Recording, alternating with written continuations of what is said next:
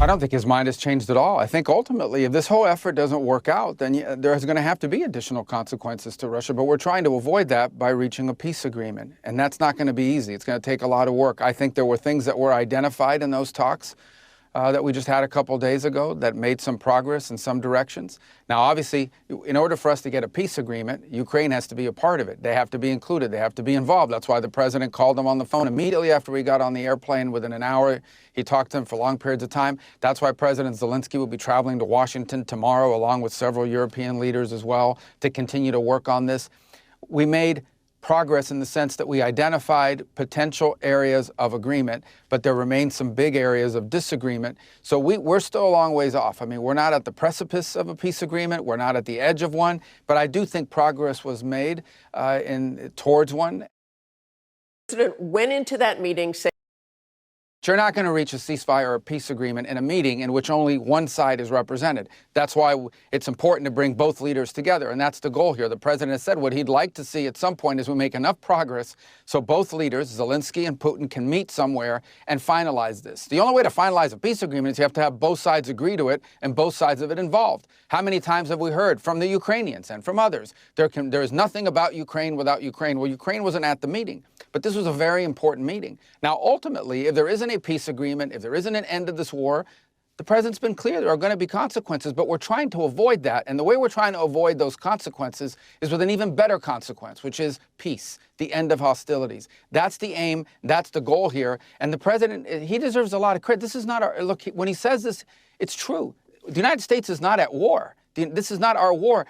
Ultimately, what daily life in America looks like will not be materially altered one way or another about what happens in Ukraine. We have dedicated time and energy to this because this president has made it a priority of his administration to promote peace and end or prevent wars. He's made that a priority. And I think he deserves a lot of credit for the amount of time and energy that we have invested in something like this. And he's the only one in the world that could do it. Okay, none of these other leaders in Europe could get Putin to a meeting to talk seriously about any of this. So this is going to be difficult. It's been going on for 3.5 years. You have two very entrenched sides, and we're going to have to continue to work and chip away at it. I think we made some real progress. You talked about not knowing what was discussed. These peace deals, these peace agreements and negotiations, they don't work when they're conducted in the media, either through leaks or through lies. And usually they're both the same thing, lying leaks. Okay, they don't work if you do it that way. And they don't work if you go out and say aggressive and abrasive things about one side or the other, because then they just walk away.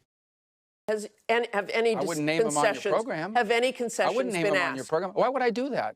You can't have a peace agreement unless both sides give and get. You can't have a peace agreement unless both sides make concessions. That's a fact. That's true in virtually any negotiation. If not, it's just called surrender. And neither side is going to surrender. So both sides are going to have to make concessions. So, of course, concessions were asked. But what utility would there be of me going on a program and tell you we've wagged our finger at Putin and told him you must do this and you must do that? It's only going to make it harder and less likely that they're going to agree to these things. So these negotiations, as much as everyone would love it to be a live pay-per-view event, these discussions only work best when they are conducted privately in serious negotiations in which people who have to go back and respond to constituencies, because even totalitarian governments have constituencies they have to respond to, people have to go back and defend these agreements that they make and figure out a way to explain them to people. So we need to create space for concessions to be made. But of course concessions were asked.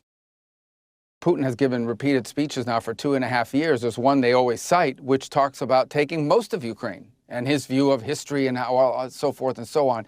The second thing the president, so we know what their side is demanding, and we obviously know the Ukrainians are not in agreement with any of that. The second point I would make is the president has said repeatedly, when it comes to territories and territorial claims, that's ultimately something Ukraine will have to decide. It's their territory. It's their country. Ultimately, what they're willing to live with is what they'll have to decide on.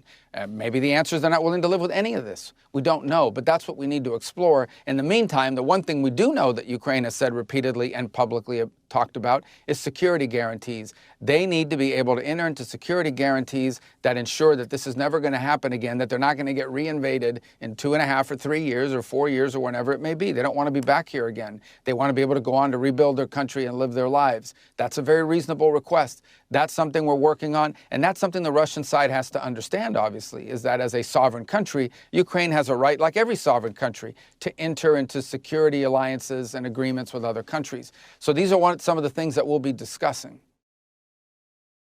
Critics of President Trump are always going to find something to criticize. You don't even pay attention to it anymore, but I will tell you this. Putin is already on the world stage. He's already on the world stage. The guy's conducting a full-scale war in Ukraine. He's already on the world stage. He has the world's largest tactical nuclear arsenal in the world and the second largest strategic nuclear arsenal in the world. He's already on the world stage. When I hear people say that, oh, it elevates him, well, all we do is talk about Putin all the time. All the media's done is talk about Putin all the time for the last 4 or 5 years.